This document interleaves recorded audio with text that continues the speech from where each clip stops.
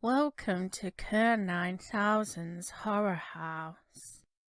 Hi, it's KERR9000. Welcome to my channel and welcome to another one of my videos. This time it's a horror house video and I'm back once again with 13 facts about a horror film. And today we are talking The Evil Dead. I absolutely love The Evil Dead. Also a massive fan of Bruce Campbell, so let's get this show on the road, okay? I'll start by saying that Bruce Campbell put up his family property in northern Michigan as collateral so that Sam Raimi could not only finish the film but also have it blown up to 35mm, which was the required millimeter for theatrical release. And apparently Raimi was so grateful that this is why Campbell was credited as co-producer.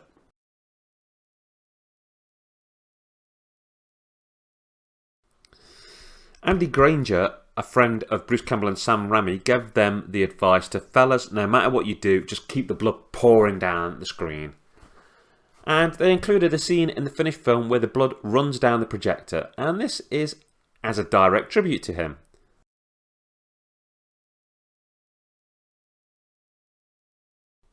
At one point, Bruce Campbell's shirt that he wears in the film was so saturated with fake blood that after he dried it by the fire, the shirt actually solidified and it broke when he tried to put it on again. The eerie wind noise in the movie is recorded by Sam Raimi himself. He first heard it through his bedroom window while he was trying to sleep and he thought it would be perfect for the movie. Which I think is just great because we've got these things in our own houses which creeped us out when we were growing up. So this is a really cool fact in my opinion.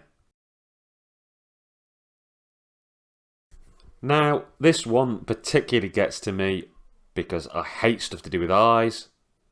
But the white contact lenses that various actors in this film wore were apparently incredibly painful to wear. They covered half of the eye and had to be taken out every 15 minutes to allow their eyes to breathe.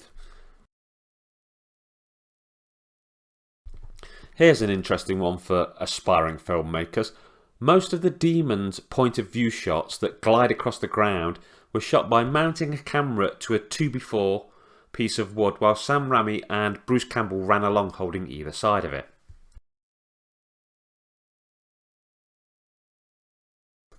Here's one that I find really cool. The tape recorder found in the cabin apparently belonged to Bruce Campbell's own father. Apparently, inspired by William Castle, Sam Raimi had ambulances on standby as a publicity stunt at the film's premiere. I absolutely love that, and if you don't know who he is, William Castle is definitely worth a look up. But I won't get sidetracked here. Here's one that people like me from the UK are probably going to be familiar with. The Evil Dead was one of the first films to be labelled as a video nasty in the UK and was banned because of this. And yet, I still saw it in the UK. Counterfeit tapes were basically traded all over the shop as a really much sought after thing. And that's how I saw it, thanks to the sister of one of my friends owning a copy. The hanging bones in the woodshed and the hanging gourds in the cellar were Sam Raimi's homage to the Texas Chainsaw Massacre. When Ash carries Linda outside to bury her, the image of her flowing white robe in a man's arms was done as a tribute to the look of the Hammer horror movies. Good old Hammer. The pieces of wood that fall from the bridge at the beginning of the film and the log used to fight off Ash's possessed girlfriend in the woods are made from a foam substance, and they were actually recycled props from an earlier Sam Raimi project, a film he'd made titled It's Murder in 1977. Here's a slightly scary one, and basically Bruce Campbell's a legend for putting himself in danger, tripping, falling, all sorts. But during the scene where the possessed Linda attempts to stab Ash with the dagger, Betsy Baker actually had no idea where he was, with her heavy white contact lenses that we've previously mentioned preventing her from actually seeing Bruce Campbell. He was literally battling a blind actress. Now, that is just Bruce Campbell to a T for me. Whenever you hear about him, he's always willing to be covered in gore, throw himself into things, risk injury just to, put on the best performance. So absolute kudos to him.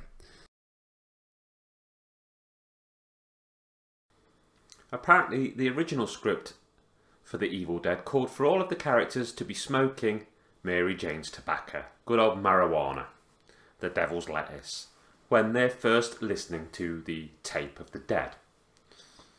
Now, the actors decided to try this for real, and the entire scene had to be reshot later due to their uncontrollable behaviour. Which, yeah, I can definitely understand. I mean, I can't see smoking a load of weed helping your performance unless you were acting as Shaggy from Scooby-Doo or something. Now, providing I can count, that's 13 facts about The Evil Dead.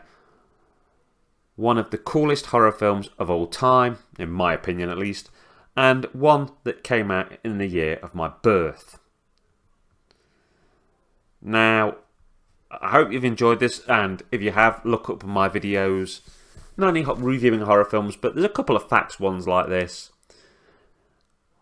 And yeah, hopefully I'll be making more in the future. Thank you very much for making it to the end of this video. Take care of yourself and each other. Laters, taters.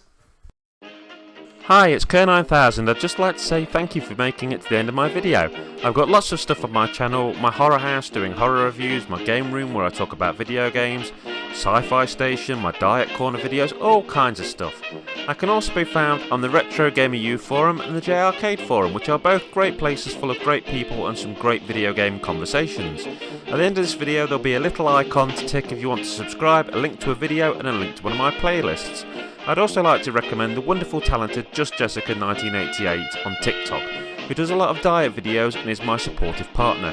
Thank you once again for watching my video, and particularly if you follow me, thank you for all of your support. Have a great rest of your day. Laters, taters.